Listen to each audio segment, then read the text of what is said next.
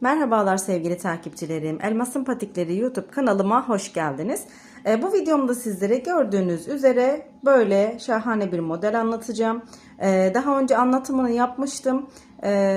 Kanalım şu anda kapalı olduğu için maalesef videolara erişemiyoruz. Ve arkadaşlarımın da isteği üzerine bu modeli tekrar video çekeyim dedim. Aynı renklerde yine aynı sayılarda yapacağım. Umarım sizler de beğenirsiniz ve zevkle örersiniz. Renklerimiz lacivert, kiremit rengi ve krem. Siz kendi zevkinize göre renkleri ayarlayabilirsiniz. 3 numara şiş kullanacağım. Patiğimiz 5 şiş olarak örülüyor. Her aşamasını anlatacağım.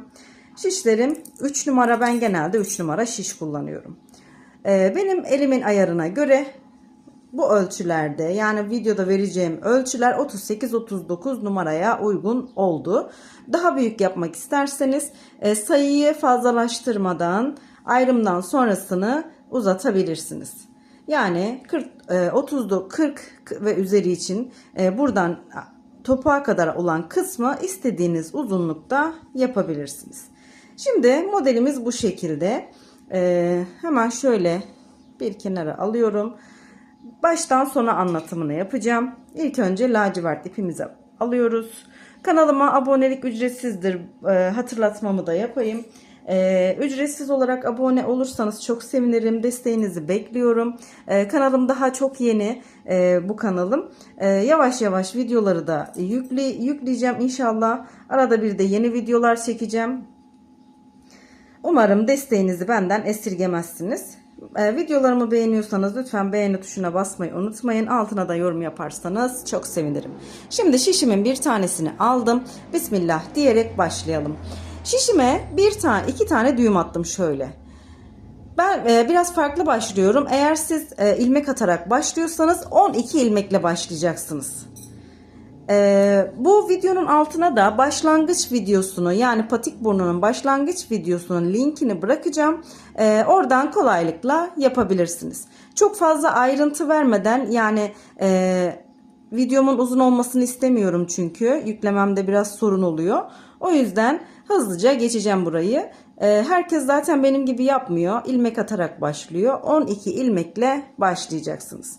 Şimdi ben şöyle diğer bir şişimi de aldım. Düğüm yaptığım ilmeğim, yani şişim üste gelecek şekilde şöyle, ipim de arkada kalacak, bakın. Böyle sarmaya başlıyorum. Yani ilmeğin bu tarafına doğru saracağım ipimi. İki şişimin üzerine şöyle sarma işlemini yapıyorum. 12 tane ip saracağım. 3, 6, 9, 10, 11, bir tane daha sardım. 12. Şimdi üstteki şişteki şu görünen ilmekleri sayalım. 3, 6, 9, 12. Alttakileri sayıyorum. 3, 6, 9, 12. Şimdi buradan gelen ipi arkaya vermeden şu iki şişimin arasına ipimi şöyle geçirdim ve sıkıştırdım. Sıkıştırdıktan sonra ilmeklerimi şöyle yukarı doğru çekiyorum. Diğer bir şişimi alıyorum. İlmeklerimi örmeye başlayacağım. İki şişimi şöyle çapraz bir şekilde yapıyorum ki hani örmem kolay olsun diye. Şimdi bu sardığım ilmekleri gevşetmeden sıkıca şöyle tutuyorum. Örmeye başlıyorum. Her birini bir kez örüyorum. İlmeklerimizi örelim. Dediğim gibi, yani çok fazla uzatmadan buraya geçeceğim. Çünkü modelimiz biraz burun kısmında başlıyor. İlk şişimdeki ilmeklerimi ördüm. Şimdi alttaki şişimi üste çevirdim. Alttaki şişimdeki ilmekleri öreceğim şimdi. Düz olarak örüyorum. Yani lacivert çok siyah gibi görünebilir. Nedense kamerada siyah gibi çıkıyor. Buradaki ilmeklerimizi de örelim. Düz olarak. Farklı yapıyorsanız patik burnu başlangıcını 12 ilmekle başlayın. Şişlerinizi ayırın, artırmalara başlayın. 10 ilmek olana kadar artırmaya devam edin. 11. artırmamızı yaparken modele başlayacağız. Yani benden farklı yapanlar için söylüyorum bunu. Şimdi diğer alttaki şişi üste çevirdim yine. Buradaki ilmeklerimi tekrar örüyorum. Düz bir şekilde örmeye devam ediyoruz.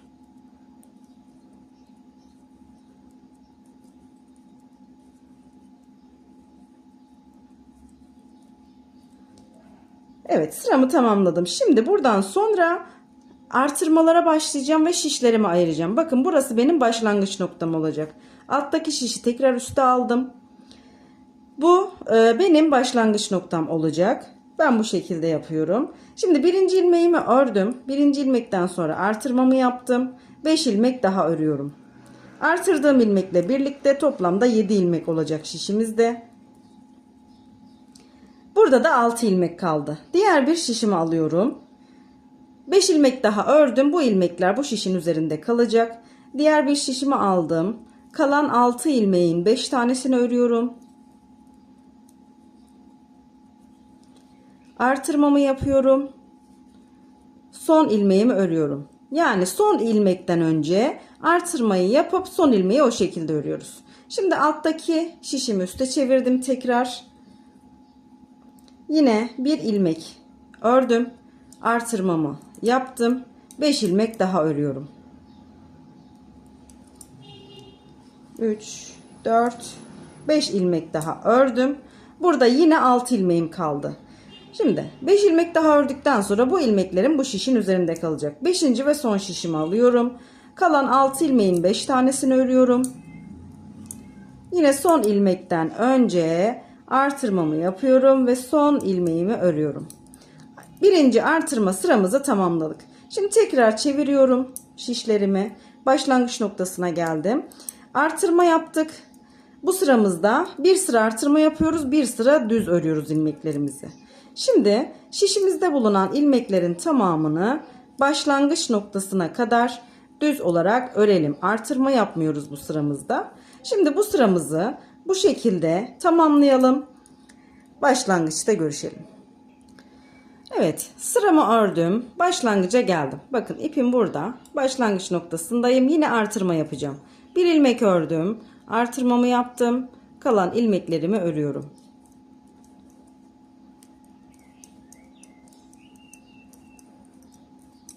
İkinci şişime geçiyorum. Son ilmeğe kadar son bir ilmek kalacak. İlmeklerimizi örelim. Son ilmekten önce artırmamı yapıyorum ve son ilmeğimi örüyorum. Üçüncü şişime geldim. Birinci ilmeğimi ördüm. Artırmamı yaptım. Şişte kalan ilmeklerimi örüyorum.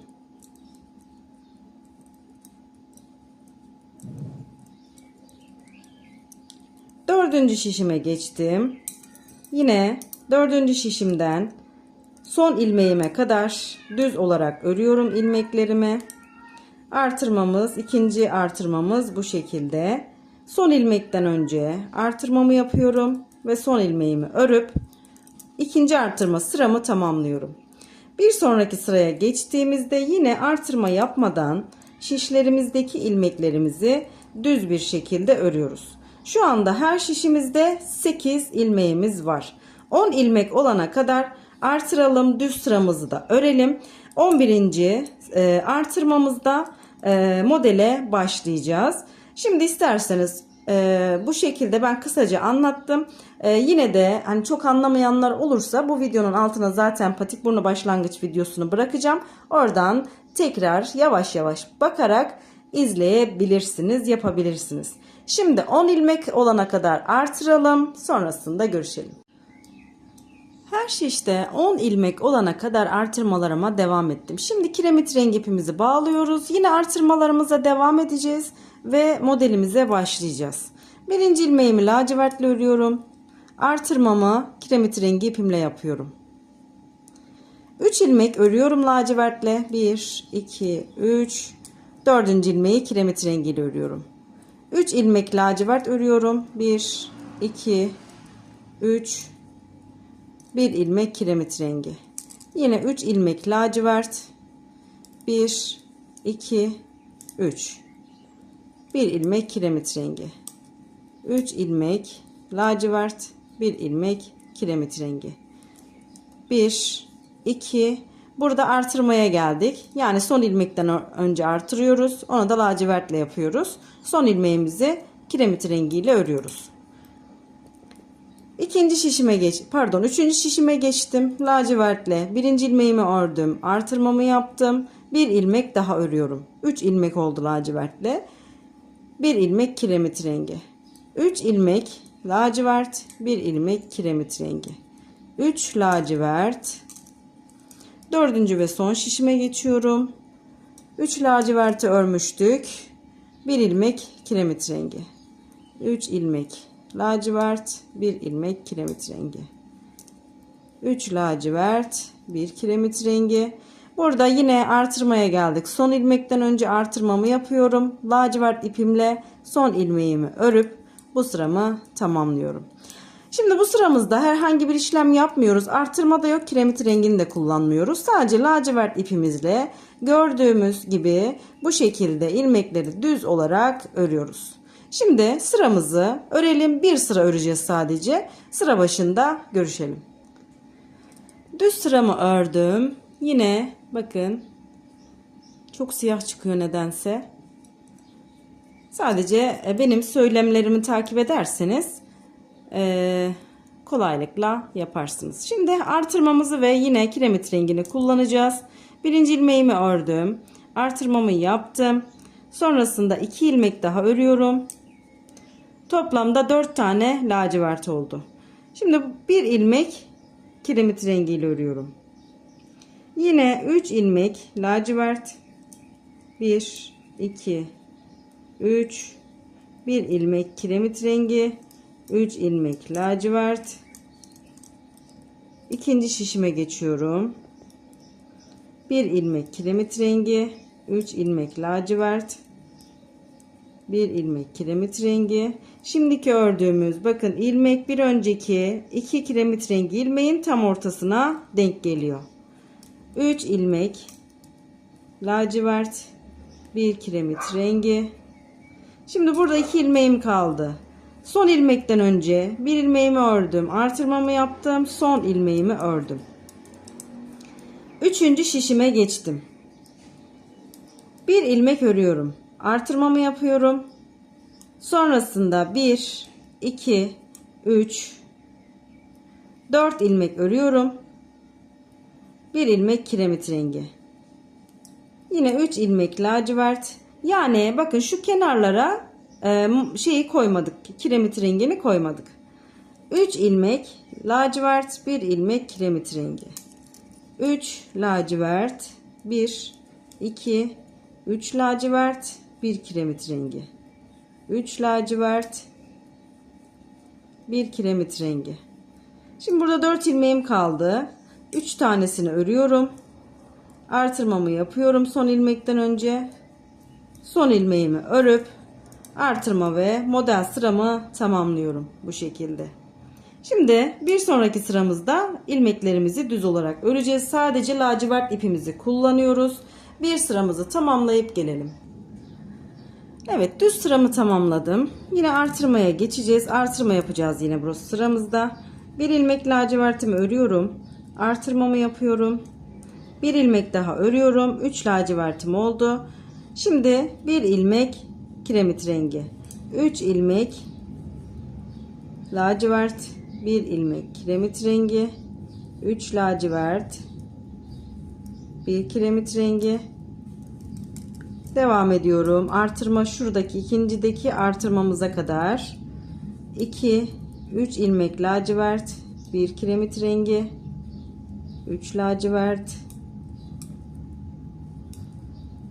Bir kiremit rengi. Yine 3 lacivert. Bir kiremit rengi. Burada son ilmeğimden önce artırmamı yapıyorum. Son ilmeğimi örüyorum. Üçüncü şişime geçtim. Bir ilmeğimi örüyorum. Artırmamı yapıyorum. Sonrasında şöyle hemen modelimden bakayım. Evet, burada bakın 3. şişimizde 3 ilmek lacivert oldu yine. 3 lacivertten sonra 1 ilmek kiremit rengiyle ördüm.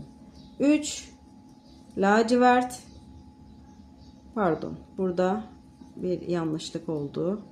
Şöyle 3. şişimizdeki ilmeklerimizi sökelim. Burada başında model koymuyoruz sanırım. Şöyle yapacağım. Evet.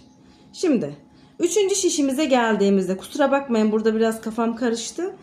Çünkü modeli daha önce yaptığım için unuttum nasıl yapıldığını. Yani bu kısmını karıştırdım. Şimdi 3. şişimize geldiğimizde bir ilmek ördük, artırdık. Yine bir ilmek daha ördük. Devam ediyorum. 2 ilmek daha ördüm. Yani toplamda artırdığımla birlikte 5 ilmek oldu burada. 1 ilmek kiremit rengi, 3 ilmek lacivert, 1 ilmek kiremit rengi, 3 ilmek lacivert. 4. şişime geçtim. Burada 1 ilmek kiremit rengi, 3 ilmek lacivert, 1 ilmek kiremit rengi, 3 lacivert, 1 kiremit rengi. Son 3 ilmeğim kaldı. 2 tanesini örüyorum. Son ilmekten önce artırmamı yapıp son ilmeğimi örüyorum.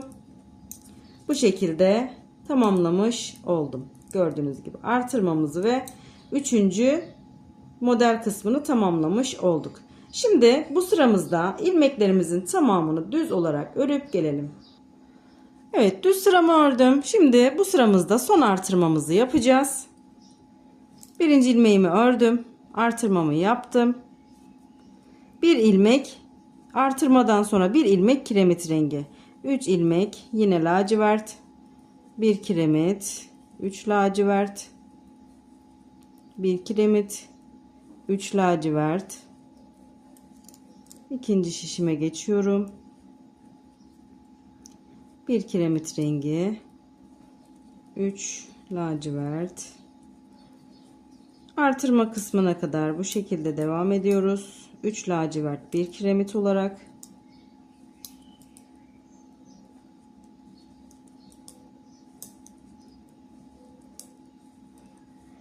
Burada artırmamıza kiremit rengi ipimiz denk geliyor. Onu da bu şekilde artırmamızı yaptık. Son ilmeğimizi ördük lacivertle. Şimdi 3. şişimize geçtik. 3. şişimizde 1. ilmeğimi ördüm. Artırmamı yaptım.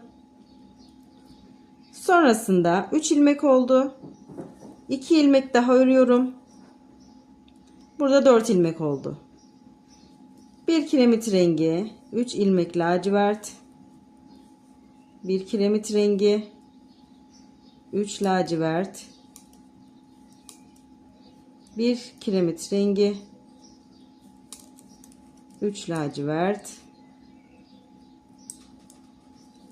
2 3 lacivert, 1 kiremit rengi. Yine artırma kısmına kadar devam edelim böyle. 3 lacivert, 1 kiremit rengi. Şimdi burada 2 ilmeğim kaldı. Birini ördüm, artırmamı yaptım. Son ilmeğimi de ördüm. Bu sıramızı da bu şekilde tamamlamış olduk. Artırmalarımız bitti. Her şişimizde şu anda 14 ilmeğimiz var. Şimdi bir sıramızı tamamlayalım. O bir sıradan sonra direkt modele geçeceğiz. Yani hemen şöyle göstereyim. Bu kısım bitti. Hemen modele başlayacağız. Şimdi düz sıramızı örüp gelelim. Düz sıramı ördüm. Artırmamı tamamladım. Her şişte 14 ilmek üzerine oturuyor modelimiz. Diyelim ki bu ilmek sayısı size az geldi ve ayağınız büyük ya da yapacağınız kişinin ayağı büyük. 40 ve üzeri ise ne kadar daha artırmanız gerekiyor? 2 artırma sırası daha yapacaksınız. Yani her şişte 16 ilmek olacak. Çünkü model 8 artı 8 artı bu şekilde devam ediyor. Yani 8'in üzerine 8 ekleyeceksiniz. Model 8 artı 8 olarak devam ediyor. Kurulumu bu şekilde. Siz de ben 14 ilmek yaptım. Siz de her şişte 16 ilmek yapabilirsiniz. Modeli aynı şekilde benim kurduğum gibi başlayıp devam edebilirsiniz. Çünkü modelde bozulma olmaz. Şimdi bu başlayacağımız kısmı, yani şurayı aynı şekilde başlayıp yapabilirsiniz. Modelde kesinlikle bozulma olmuyor. Şimdi diyelim ki ben şu iki modelin arası, yani şurası 8 ilmek. Şurası 8 ilmek. Burası bir model oluyor. Bu şekilde 8 artı 8 artı yapmanız yeterli olacaktır. Yani her şişte 16 ilmek yaparsanız yeterlidir. Başlayalım. Modele devam edelim. Birinci ilmeğimi kiremit rengiyle örüyorum. Lacivert ipimi alıyorum. Lacivert ipimle 3 ilmek örüyorum. 1 ilmek kiremit rengi. 3 ilmek lacivert, 1 ilmek kiremit rengi. 3 ilmek lacivert, 1 ilmek kiremit rengi. Bu şekilde sıra sonuna kadar ilmeklerimizin tamamını örüp gelelim. Sıra sonuna kadar 3 lacivert 1 kiremit rengi olarak devam ettik. Modeli kurduk. Bu sıramızda yine aynı şekilde devam edeceğiz. Yani aynı nasıl kiremit rengi ilmekleri kiremit rengiyle, lacivertleri de lacivertle öreceğiz. Yani bir önceki sıranın tekrarını yapıyoruz. 1 ilmek kiremitle başlıyorum. Lacivert ipimi aldım. 3 ilmek lacivert, 1 ilmek kiremit rengi, 3 ilmek lacivert. Gördüğünüz gibi lacivertleri lacivertle örüyorum. Kiremit rengini de kiremit rengi ipimle örüp bir önceki sıranın tekrarını yapmış oluyorum. Şimdi sıra sonuna kadar bu şekilde yine ilmeklerimizi renklerine göre örüp gelelim. Evet, bir önceki sıranın tekrarını yaptık. Şimdi bir sonraki sıramıza geçiyoruz. Yine birinci ilmeğimi kiremit rengi ipimle öreceğim. İpimin ucunu bulursam. 1 ilmek kiremit rengi örüyorum. 3 ilmek lacivert. 2, 3. Kiremit rengi ile 2 ilmek örüyorum. 2 ilmek kiremit rengi ördüm. 1 ilmek lacivert. Tekrar 2 ilmek kiremit rengi. Bu uzun olan model, bu da kısa olan model. Hemen şöyle göstereyim. Bakın. Uzun olan, kısa olan. Birinci modelimiz uzun olan, bu da kısa olan. Bir uzun bir kısa olarak devam ediyoruz. Uzunda ne yaptıysak aynısını, kısada ne yaptıysak aynısını yaparak devam edeceğiz. 3 ilmek lacivert örüyorum. 2 ilmek kiremit rengi. Hemen diğer şişime geçiyorum. 1 lacivert, 2 ilmek kiremit rengi, 3 ilmek lacivert, uzun olan model. Kısa olan modele geçiyorum. 2 kiremit rengi, 1 lacivert, 2 kiremit rengi. Bu kısa olan. Şimdi uzun olan 3 lacivert örüyoruz sadece uzun olanda. Hemen diğer şişime geçiyorum.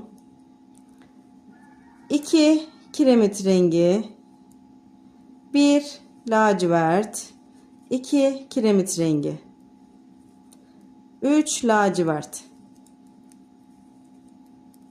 2 kiremit rengi, 1 lacivert, 2 kiremit rengi. Yine 3 ilmek lacivert örüyorum. 2 kiremit rengi, 1 lacivert, 2 kiremit rengi, 3 lacivert,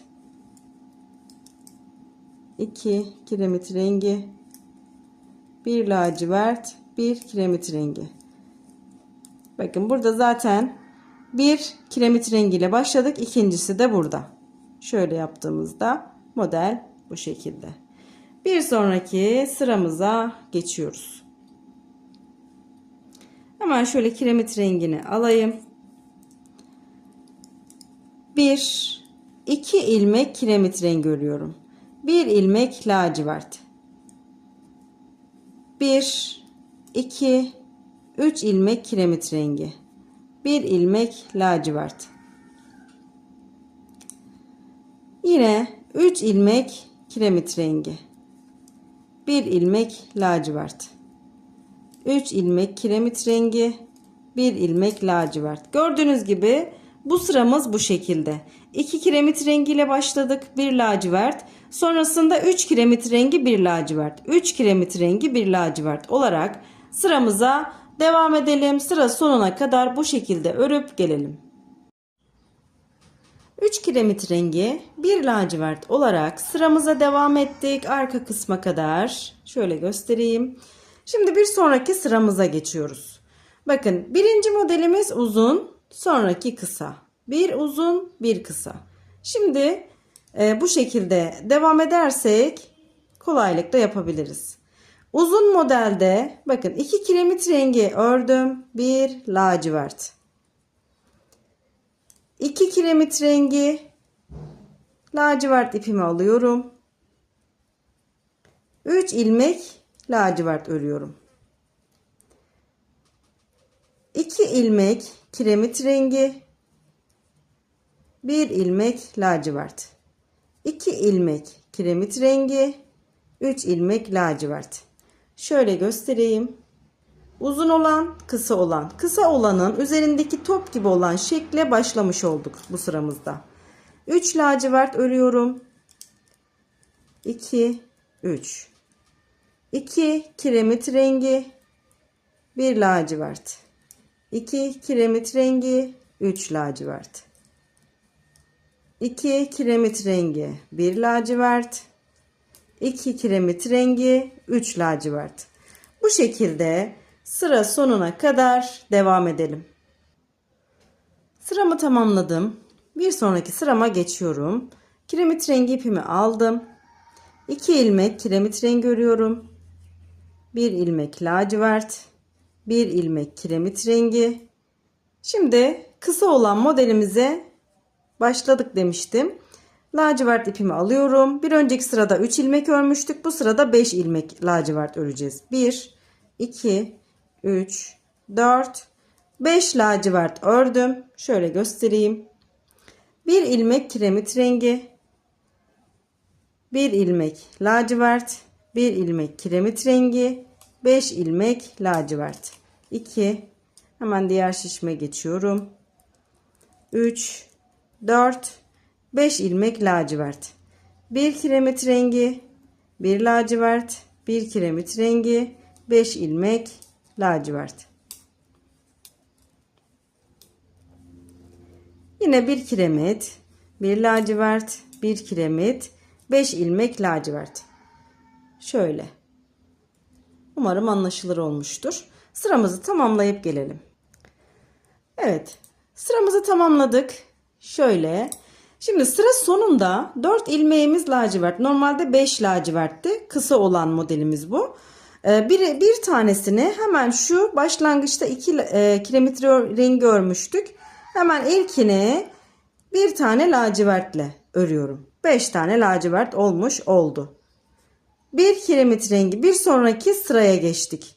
1 kiremit rengi, 1 lacivert, 1 kiremit rengi, 5 ilmek lacivert. Bir önceki sıranın tekrarını yapıyoruz bu sırada. Lacivert ilmekleri lacivertle, kiremit rengi olanları da kiremit rengi ipimizle örüp ikinci sıramızı da aynı şekilde bir önceki sıranın tekrarını yapalım. Sonrasında sıra sonuna geldiğimizde yine lacivertle şu bir ilmeğimizi öreceğiz. Çünkü modelin devamı burada. Sıramızı bu şekilde tamamlayıp gelelim. Sıramı tamamladım. Bir önceki sıranın tekrarını yaptım. Burada bakın bir önceki sırada yapmıştık. 4 lacivertli birini de buradan örmüştük. Yine aynısını yapıyoruz. Birinci ilmeğimi lacivertle örüyorum. Şimdi bir sonraki modele geçmiş olduk. Birinci ilmeğimi lacivertle ördüm. 1 kiremit rengi, 1 lacivert, 1 kiremit rengi, pardon 2 kiremit rengi, 3 ilmek lacivert. Şöyle göstereyim. Bir lacivertle başladık. Bir lacivert, bir kiremit rengi, bir lacivert, iki kiremit rengi, üç lacivert. Şimdi tekrar iki kiremit rengi, bir lacivert, iki kiremit rengi, üç lacivert. Burada küçük modelimizi tamamlamış oluyoruz. Şu kısmı tamamlamış oluyoruz bu sıramızda. 3 lacivert örüyorum. 2 kiremit rengi, 1 lacivert, 2 kiremit rengi, 3 lacivert. Bu şekilde devam edelim. 2 kiremit, 1 lacivert, 2 kiremit, 3 lacivert. Şöyle de göstereyim yakından. Böyle devam edelim sıramıza. Sıra başında görüşelim. Sıramı tamamladım. Bir sonraki sıraya geçiyorum. Bu arada küçük modelimizi de bu sıramızda birlikte tamamlamış olduk. Şimdi kiremit rengini alıyorum. Uzun olan modeli yapacağız. Birazdan kiremit rengi ipimle 2 ilmek örüyorum. 1 ilmek lacivert. Kiremit rengiyle 1, 2, 3, 4, 5, 6, 7 ilmek. Kiremit rengiyle ördüm. 1 ilmek lacivert. 7 ilmek kiremit rengi, 1 ilmek lacivert. Çünkü küçük modeli tamamladık. Büyük modeli yapacağız. Bu ikisinin arası bu şekilde 7 ilmek kiremit rengi. Devam edelim. 7 kiremit rengi, 1 lacivert olarak sıramızı tamamlayıp gelelim. Sıramızı tamamladık. Bu şekilde. Şimdi uzun modelimizi yapacağız.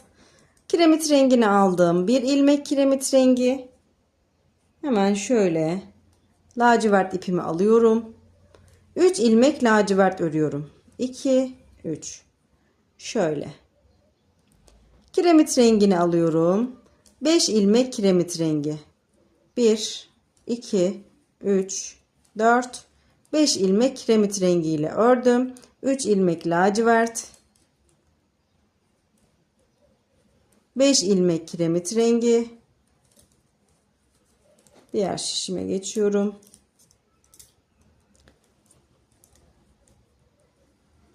Beş kiremit rengi ördüm.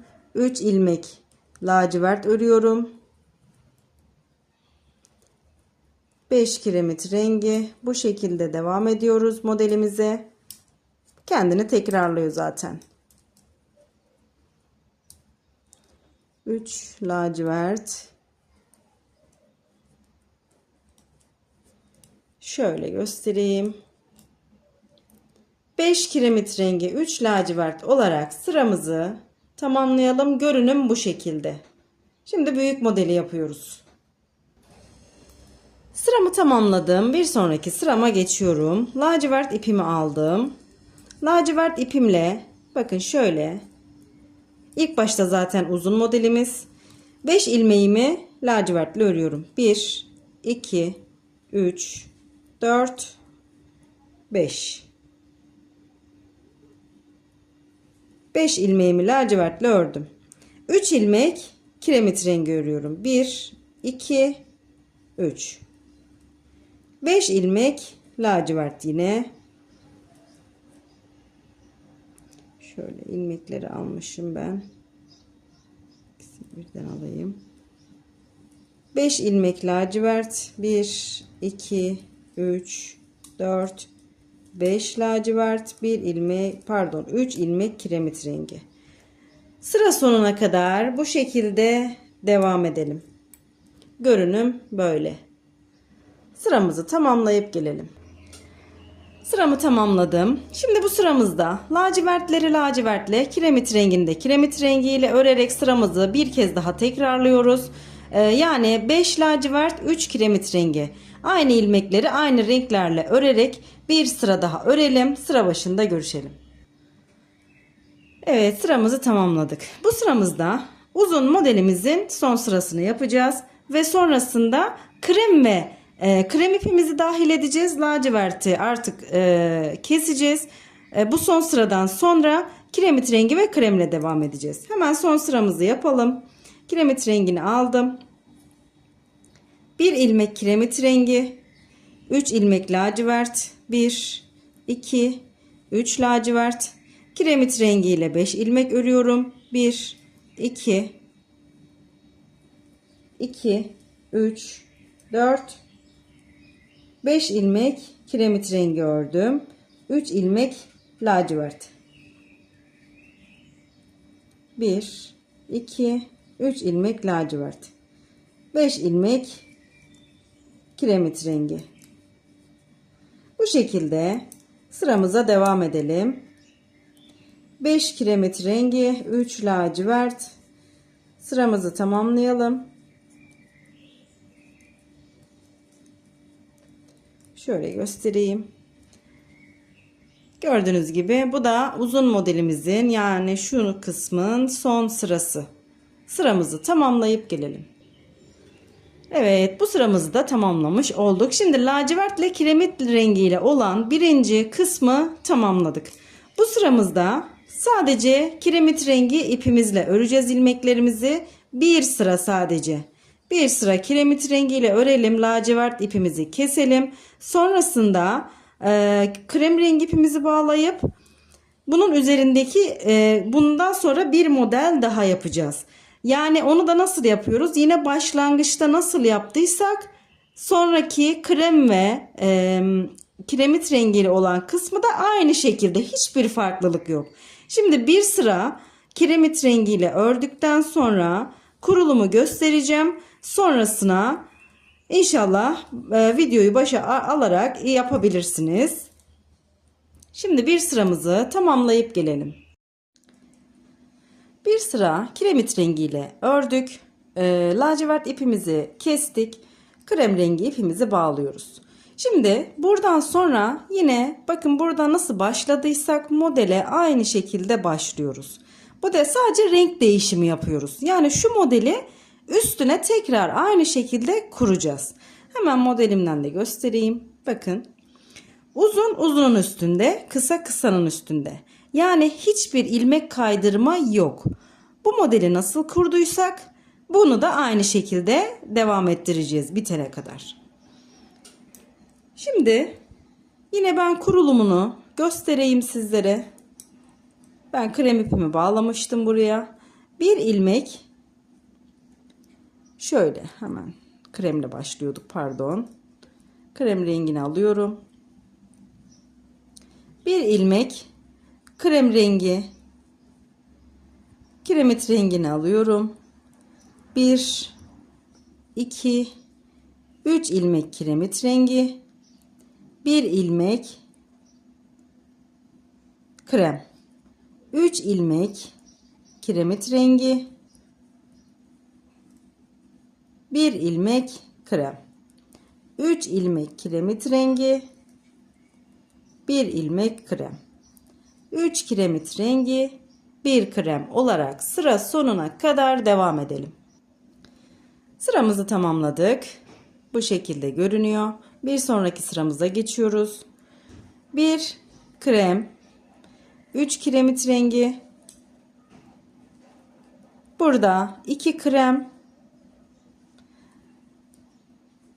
1 kiremit rengi, 2 krem, 3 kiremit rengi. Yine aynı şekilde 2 krem, 1 kiremit rengi, 2 krem, 3 kiremit rengi. Sıramızı bu şekilde tamamlayalım. Şöyle göstereyim. Bu şekilde. Sıramızı tamamlayıp gelelim. Sıramı tamamladım. Bir sonraki sıraya geçiyorum. Krem rengi ipimi aldım. 2 kremle başlıyorum. 1 kiremit rengi, 3 krem, 1 kiremit rengi, 3 krem, 1 kiremit rengi, 3 krem, 1 kiremit rengi olarak sıramıza devam ediyoruz. Bu şekilde sıra sonuna kadar örüp gelelim. Sıramızı tamamladık. Bir sonraki sıraya geçiyoruz. 2 krem, bir kiremit rengi, 2 krem. Şimdi bakın şu kısa olan modeli başlıyoruz. Şu kısmı yapacağız. Aynı şekilde ilerliyor bakın. 3 ilmek kiremit rengi, 2 krem, 1 kiremit rengi, 2 krem, 3 kiremit rengi. Bu şekilde sıra sonuna kadar devam edelim. Bu uzun model. Birinci bakın, bu uzun model. Bu da kısa model. Sıramızı tamamlayıp gelelim. Bir sonraki sıramıza geçiyoruz. Sıramızı tamamladık. Yani siz şaşırmayasınız diye ikinci modeli de kısa kısa anlatıyorum. Yoksa anlatmayacaktım burayı. 2 krem, 1 kiremit rengi, 1 krem. Kiremit rengini alıyorum. 1, 2, 3, 4, 5 ilmek kiremit rengi. 1 krem, 1 kiremit rengi, 1 krem, 5 kiremit rengi. Şimdi sıra sonuna kadar böyle devam edelim. Model zaten kendini tekrarlıyor dediğim gibi. 5 kiremit, 1 krem, 1 kiremit, 1 krem, 5 ilmek kiremit rengi. Bu şekilde sıramızı tamamlayalım. Bakın zaten küçük model ortaya çıkıyor yavaş yavaş. Sıramızı tamamladık. Sıra sonunda bakın 4 tane kiremit rengi ne yapıyorduk? Bir tanesini de yani 5. kiremit rengiyi de modelin başlangıcında örüyorduk. Bir tane kiremit rengi örüyorum. Modele devam ediyorum. Bir sonraki sıraya geçtik. 1 krem, 1 kiremit rengi, 1 krem, 5 ilmek kiremit rengi. Bir önceki sıranın tekrarını yapalım. Kiremit rengi ilmekleri kiremit rengiyle, krem ilmekleri de kremle öreceğiz bu sıramızda. Sıramızı gösterdiğim gibi tamamlayıp gelelim. Sıramı tamamladım. Yine sıra sonunda 4 kiremit rengiydi. Bir tanesini ne yapıyorduk? Başlangıçta örüyorduk. Şimdi bir sonraki sıramıza geçiyoruz. 1 krem, 1 kiremit rengi, 2 krem, 3 kiremit rengi. 1, 2, 3. 2 krem, 1 kiremit rengi, 2 krem, 3 kiremit rengi. Sıramızı bu şekilde tamamlayıp gelelim. Sıramızı tamamladık. Bu sıramızla birlikte kısa modelimizi bitirmiş olduk. Şimdi devam edelim. Bir sonraki sıramıza geçiyoruz. 2 krem, 1 kiremit rengi, kremle 1, 2, 3, 4, 5, 6, 7 krem örüyorum. 1 kiremit rengi. 7 krem, 1 kiremit rengi olarak sıra sonuna kadar devam edelim. Şöyle sıramızı tamamlayıp gelelim. Sıramızı tamamladık. 7 krem, 1 kiremit rengi. Devam edelim. 1 krem örüyorum. 3 ilmek kiremit rengi. 5 ilmek krem. 1, 2, 3, 4, 5 krem ördüm. 3 kiremit rengi. 5 krem örüyorum. 3 kiremit rengi. Bu şekilde sıra sonuna kadar örüp gelelim. Evet, sıramı tamamladım. Bir sonraki sıraya geçiyorum. Kiremit rengi ipimi alıyorum. Şimdi uzun olan modelimizi tamamlayacağız artık. 5 ilmek kiremit rengiyle başlıyorum. 3, 4, 5 ilmek kiremit rengi. Krem rengiyle 3 ilmek örüyorum. 5 ilmek kiremit rengi, 3 ilmek krem. Bu sıramızı tamamlayalım. Sıra başına geldiğimizde bu sıradan bir kez daha öreceğiz. Yani 2 sıra öreceğiz bu sıradan. 5 kiremit rengi, 3 krem. Bu sırayı tamamladıktan sonra sıra başına geldiğimizde kiremit rengi ilmekleri kiremit rengiyle, kremleri de kremle örüp bir sıra daha örelim. Sonrasında görüşelim. 2 sıramızı ördük. Şimdi son sıramızı öreceğiz. Artık ayrıma gelmiş olacağız. Modelimizi tamamlamış olacağız bu sıramızla birlikte. 1 ilmek krem ördüm. 3 ilmek kiremit rengi örüyorum. 5 ilmek krem. 1, 2, 3, 4, 5 krem, 3 kiremit rengi. Sıramızı tamamlayalım. Sıra sonuna kadar bu şekilde devam edelim. Sonrasında kiremit rengi ipinizi kesebilirsiniz. Bu sıramızı tamamladıktan sonra 3 sıra krem rengiyle örelim. Kiremit rengini keselim. Artık kiremit rengine ihtiyacımız yok. Çok az bir ipe ihtiyacımız var. O da patiğimizin yan kısımları için. Şimdi bu sıramızı tamamladıktan sonra 3 sıra kremle örelim. Sonrasında ayrımı yapmak üzere tekrar görüşelim. Evet, modelimizi tamamladık. Sonrasında da 3 sıra krem rengi ipimizle ördük. Kiremit rengi ipimizi kesebiliriz. Buradan sonra ayrımı yapacağız. Ayrımdan sonra da herhangi bir model yok. Kiremit rengi ipimizde sadece şöyle çok küçük, yani ne kadar diyeyim, 25-30 santim civarında 2 tane ip hazırladım. Her iki tarafının şu modeli için. Bu şekilde bunu sonradan kesip yapacağız. Hemen başlayalım. Ayrımımızı yapalım. Birinci şişimizdeki ilmeklerimizin sonuna kadar örelim. Sondaki ilmeği örmeyelim.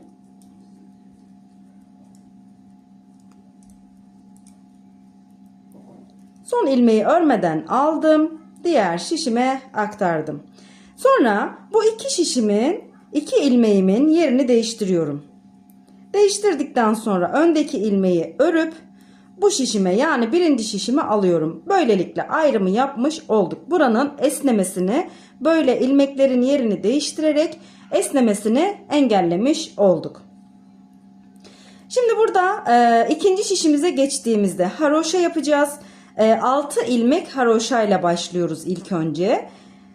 2, 3, 4, 5, 6 ilmek haroşamı ördüm. 1 ilmek düz örüyorum. Haroşayı istediğiniz gibi örebilirsiniz. Ön yüzden düz, arka yüzden düz, ön yüzden ters, arka yüzden ters olarak örebilirsiniz. Ben düz örmeyi tercih ediyorum. Şimdi 6 ilmek haroşa, 1 ilmek de düz olarak ördük ilmeğimizi. Şimdi ben buraya ipimi bağlıyorum. 7 ilmek örmüş olduk. 8. ilmeği kiremit rengi ipimizle örüyoruz bu şekilde. Sonrasında devam ediyorum. Kalan ilmeklerimi düz olarak örüyorum. Taban kısmındaki ilmeklerimi normal düz olarak örüyorum. Burada herhangi bir işlem yok. Alt kısmı düz olacak. Sadece haroşaların yanında kiremit rengiyle bir ilmek örmüş olacağız.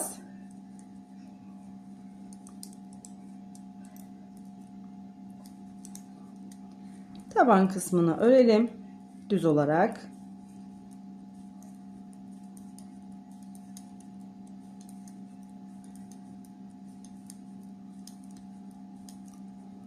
Taban kısmını ördüm. Şimdi şöyle döndürüyorum.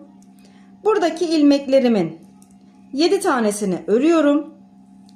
1, 2, 3, 4, 6 tanesini örüyorum. 6 ilmeğimi düz olarak ördüm. Şimdi burada 6 ilmekten sonra kiremit rengi ipimi tekrar bağlıyorum. İkinci ipimi. 6 ilmekten sonra 1 ilmek kiremit rengiyle örüyorum. Sonra 1 ilmek düz örüyorum. Kalan 6 ilmeği haroşa olarak örüyorum. Buradan artık karşıya geçmiyoruz. Geriye dönüyoruz. Çünkü burada ayrımı yaptık. Geriye döndüm. Artık ön yüzden ve arka yüzden öreceğiz patiğimizi. Arka yüze döndüm. İlk 6 ilmeğimi haroşa olarak örüyorum. 2, 3, 4, 5, 6 ilmeğimi haroşa olarak ördüm. Arka yüzde kiremit rengi ilmeklerimi de örüyorum. Bakın bu şekilde. Bu kiremit rengiyle ördüğümüz ilmekleri sadece ön yüzde öreceğiz. Arka yüzde sadece krem rengiyle örmüş olacağız. İlmeklerimi ters olarak örüyorum. Taban kısmına geçtim. Taban kısmındaki ilmeklerimi de ters olarak örüyorum.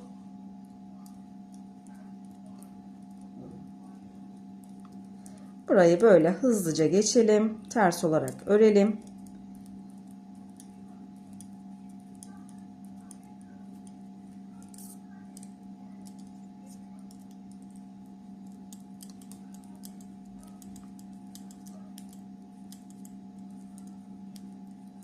Buradan sonrası artık çok basit.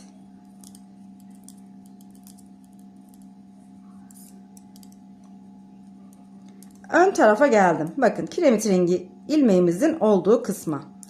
Şimdi sonda 6 ilmeğimiz haroşa olacak. Yani 8 ilmeğimizi örüyoruz. Ters olarak 8 ilmeğimizi ters olarak ördük. Kalan 6 ilmeğimi haroşa olarak örüyorum. Bu haroşa sayısı her ön yüze geçtiğimizde değişecek. Şöyle ön yüze geçiyorum. Ön yüze geçtiğimde bir ön tarafta diğer sıramızda 6 ilmekle başlamıştık. Bu sıramızda 7 ilmek haroşa yapacağız. 1, 2, 3, 4, 5, 6, 7 ilmeğimi haroşa olarak ördüm. 1 ilmek düz örüyorum. Sonrasında 1 ilmek kiremit rengiyle örüyorum. Kalan 5 ilmeğimi normal düz olarak örüyorum. Şimdi taban kısmındaki ilmeklerimizi örüp gelelim. Taban kısmındaki ilmeklerimi ördüm. Ön yüze geldim. Yani sonuncu şişime geldim. Burada 1, 2, 3, 4, 5 ilmeğimi ördüm. 5 ilmekten sonra 1 ilmek kiremit rengiyle örüyorum. 1 ilmek düz örüyorum. Şöyle yapalım burayı. İlmeklerin arası açılmasın. İpimizi bu tarafa çektiğimiz için. Şimdi bakın. Kiremit rengiyle öreceğim sırada. Kremi bıraktım. Şöyle kiremit renginin üzerine bırakmış oldum. İlmeğimi ördüm kiremit rengiyle. Tekrar kremi alıyorum. 1 ilmek düz ördüm kiremit renginden sonra. Burada 2, 4, 6, 7. 7 ilmeğimi haroşa olarak örüyorum. Diğer tarafta da 7 ilmek haroşa olarak örmüştük. Bu haroşayı her ön yüze geldiğimizde yani bu kısmı örerken 1 ilmek artırıyoruz. 6 ilmekle başladık. Şimdi 7 ilmek ördük. Arka yüze geçtik. İlk 7 ilmek ve son 7 ilmek haroşa, ortadaki ilmekler ters olarak örülecek. Şimdi söylediğim gibi bu şekilde ilk 7 ilmek ve son 7 ilmek haroşa olacak. Ortadaki ilmekleri ters olarak örelim. Sonrasında ön yüzde bir kez daha anlatayım haroşanın artırımını. Sonrasında devam edeceğiz. Şimdi sıramızı tamamlayalım. Sıra başında görüşelim. Arka yüzü ördüm. Ön yüze geldim. Şimdi ön yüzde yine bir önceki sırada 7 ilmek haroşa yapmıştık. Bu sıramızda 8 ilmek yapacağız haroşayı. 2, 3, 4, 5, 6, 7, 8 ilmek haroşamı ördüm. 1 ilmek düzümü örüyorum. Sonrasında 1 ilmek kiremit rengiyle ilmeğimi ördüm. Geriye kalan ilmeklerimi düz olarak örüyorum. Bu şekilde devam ediyoruz. Gördüğünüz gibi haroşamız böyle yukarı doğru çıkacak. Haroşa 13 ilmek olana kadar artıralım. Yine kiremit rengi ilmeklerimizi de her ön yüze geldiğimizde bu şekilde gösterdiğim gibi yapalım. Haroşa 13 ilmek olduktan sonra artık haroşa artırmaya bırakalım.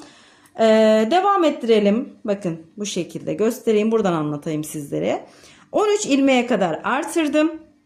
Sonrasında sabit olarak 13 ilmek haroşa, 13 ilmekten sonra 1 ilmek düz, 1 ilmek düzden sonra da 1 ilmek kiremit rengiyle öreceğiz. Bunu her ön yüze geldiğimizde kiremit rengini öreceğiz. Arka yüzde haroşaları haroşa, tersleri ters olarak örüp arka yüzden sıramızı tamamlayacağız. Kaç tane yapmışım hemen sayayım sizler için. 2, 4, 6, 8, 10, 12, 14, 16. Toplamda başlangıçtan topuğa kadar 16 diş haroşa yapmışım. Burayı eğer size zor gelirse bu şekilde yapmayabilirsiniz. 6 ilmek haroşa yapıp, yani bu kiremit rengi detayını yapmayabilirsiniz.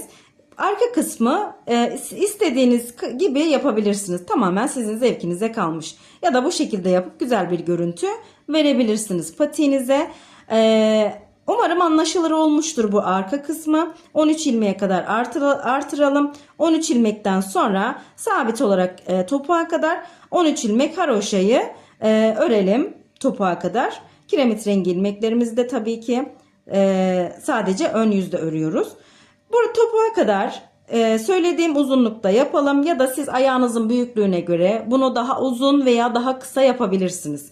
Bundan daha kısa yani bir diş taş çatlasın 2 diş haroşa, yani 4 sıra eksik yapın, yoksa ayağınıza giyip çıkarmanız çok zor olur.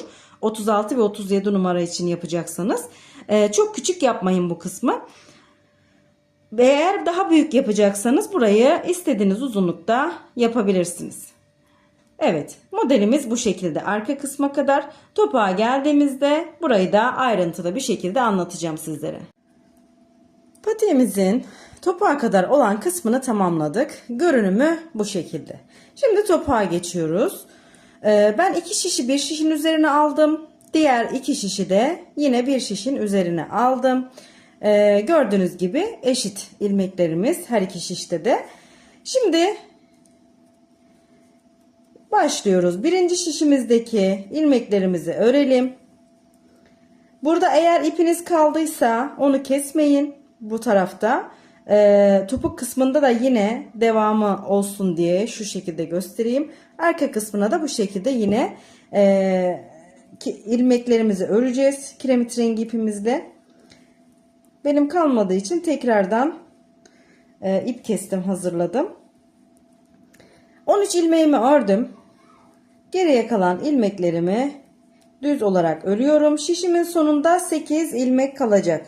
Sayalım: 2, 4, 6, 8. Toplamda 8 ilmeğim kaldı. Şimdi bu 8 ilmeğin ilk 3 tanesini, üçünü birlikte alarak kestim. Geriye kalan 5 ilmeğimi örüyorum düz olarak.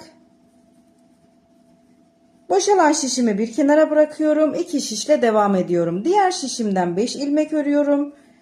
1, 2, 3, 4, 5. 5 ilmek ördüm. Sonraki 3 ilmeği, üçünü birlikte alarak kestim. İlk kestiğim ve son kestiğim ilmekleri de saydığımda toplamda 12 ilmek ayırdım topuğuma. Geriye döndüm. İlk ilmeğimi örmeden alıyorum. 1, 2, 3, 4, 5, 6, 7, 8, 9, 10, 11 ilmeğimi ördüm. 12. ilmeğimle bir sonraki ilmeği ters olarak kesiyorum. Geriye dönüyorum. İlk ilmeğimi örmeden aldım. Devam ediyorum. 11 ilmeğimi örüyorum. 12. ile bir sonrakini kesiyorum. Topuğumuz bu şekilde. 12. ile bir sonraki ilmeği kesiyorum. Geriye dönüyorum. Yine aynı işlem. 11 ilmeği örüyoruz. 12. ile bir sonrakini kesiyoruz.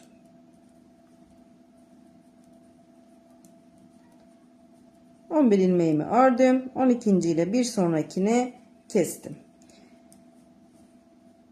Aynı işleme devam ediyoruz. Aynı işleme devam edelim. Şimdi nereye kadar kesme işlemini yapacağız? Şu gördüğünüz gibi bakın, kiremit rengi ilmeklerimizin olduğu ilmeğe kadar, yani 3 tane ilmeğimiz kalıyor burada.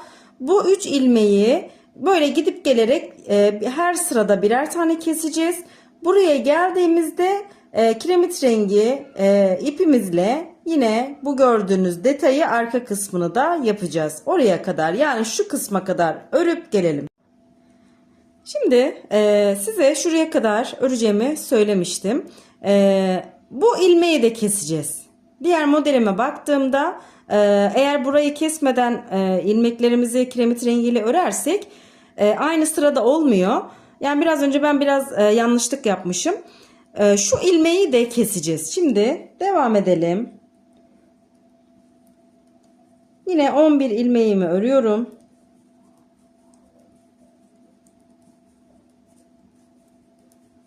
On ikinci ile bir sonrakini kesiyorum. Geriye döndüm. İlk ilmeğimi örmeden aldım. Son ilmeği de yine bu şekilde öreceğiz. Yani kiremit rengini örmeden önce. 11 ilmeğimi ördüm. 12. ile bir sonrakini kestim. Şimdi kiremit rengini öreceğimiz sıraya geldiğimizde burada kaç ilmeğimiz kaldı? 14 ilmeğimiz kaldı. Bunu da bu şekilde yapıyoruz. Hemen diğer ipimi alıyorum. Bağlayalım buraya. Eğer sizin ipiniz burada fazla kaldıysa bunu buradan yürütebilirsiniz. Birinci ilmeğimi örmeden aldım. İkinci ilmeğimi kiremit rengiyle örüyorum. Bir ilmek krem, bir ilmek kiremit rengi. Bir ilmek krem, bir ilmek kiremit rengi. Bir krem, bir kiremit rengi. Bu şekilde son 12. ilmeğimize kadar geldik. Bununla bakın 12. ilmekle bir sonraki ilmeği keseceğim. Yalnız bunu kiremit rengiyle kesiyorum. Bakın bu şekilde. Buraya uyum sağlasın diye bu şekilde yapıyoruz. Geriye döndüm. Burada normalde bu ilk ilmeği örmeden alıyoruz. Ya da krem rengiyle şöyle örelim. Ördükten sonra diğer ilmeklerimizi de ters bir şekilde örelim. 11 ilmeğimizi böyle örüyoruz. 12. ile bir sonrakini kesiyoruz. Evet. Sıramız tamamlandı. Aynı hizada oldu. Gördüğünüz gibi. Burayı hemen şöyle ikisini birbirine bağlayarak ilmeklerimin açılmasını önleyeceğim. Böyle bağlıyorum ki açılmasın ilmeklerimiz. Şöyle içine atayım. Şimdi burayı yaptık. Bakın bu şekilde arka kısmını yaptık. 12 ilmeğimizi artık bu sıradan sonra haroşa olarak öreceğiz. Haroşalara yani şuraya uyum sağlasın diye buradan sonrasını artık haroşa öreceğiz ve kesme işlemine devam edeceğiz. İlk ilmeğimi örmeden aldım. Ben dediğim gibi ön yüzden düz, arka yüzden düz olarak örüyorum. Siz istediğiniz gibi örebilirsiniz. Hiç fark etmez. Ben böyle rahat ettiğim için düz örmeyi tercih ediyorum. 11 ilmeğimi ördüm. 12. ile bir sonrakini kestim. Geriye döndüm. İlk ilmeğimi örmeden aldım. Arka yüzde de düz olarak örüyorum ilmeklerimi. 11 ilmeğimi örüyorum.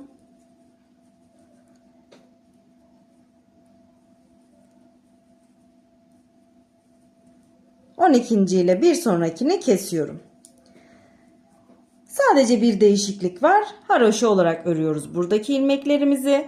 Böyle devam edelim. İlmeklerimizi tekrar birer birer keselim. Buradan sonrası artık haroşa olacak. Son 2 ilmek kalana kadar devam edelim birer birer kesmeye. Sonrasında artık patiğimizi tamamlayacağız. Topuğumuzu da bu şekilde tamamladık. Şöyle göstereyim. Haroşa olarak ördük burayı. Burada 2 ilmek, bu tarafta da 3 ilmek kaldı. Şimdi kalan ilmeklerimizi keselim, artık patiğimizi tamamlayalım. Yine 11 ilmeğimi örüyorum.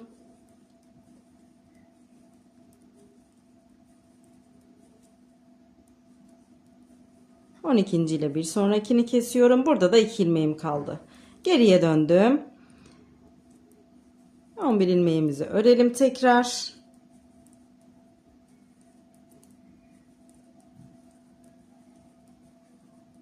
12. ile kalan 2 ilmeği de alarak burada son olarak üçlü kesimi yapıyoruz. Ve bu tarafta ilmeğimiz kalmadı. Ön yüze döndüğümüzde ilmeklerimizin tamamını kesip patiğimizi tamamlıyoruz. İlk 2 ilmeği kestim. Şişimden çıkardım. İlmeği tekrar diğer şişime taktım. Bir sonraki ilmekle birlikte kestim.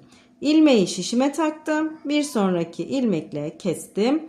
Böyle kesme işlemine devam ediyoruz. 12. ilmeğimize kadar. Kesme işlemini bilmeyen yoktur diye düşünüyorum. Yeni başlayanlar olabilir. Onlar için de bu kesme yöntemini göstermiş olalım. 12. ilmeğime geldim. İlmeği tekrar şişime taktım. Gördüğünüz gibi 4 tane ilmeğim kaldı. Bu 4 ilmeğin 4'ünü de birlikte alarak kesiyorum. Bir tane de zincir çekiyorum. Hemen ipimizi keselim artık. Patiğimizi tamamlayalım. Gördüğünüz gibi şahane bir model. Bu modelin tasarımı bu arada Saime Hanım'a aittir. Kendisine teşekkür ediyorum. Diğer videomda da anlatmıştım ama şu anda kanal kapalı olduğu için video yok. Bu videoda da ismini geçirmek istedim. Teşekkür ederim bu harika model için. Kendisini Pinterest'te buldum. Çok güzel modelleri var. Tekrar teşekkür ediyorum bu güzel model için. Umarım sizler de beğenmişsinizdir. Şöyle ayak mankenine de geçirelim.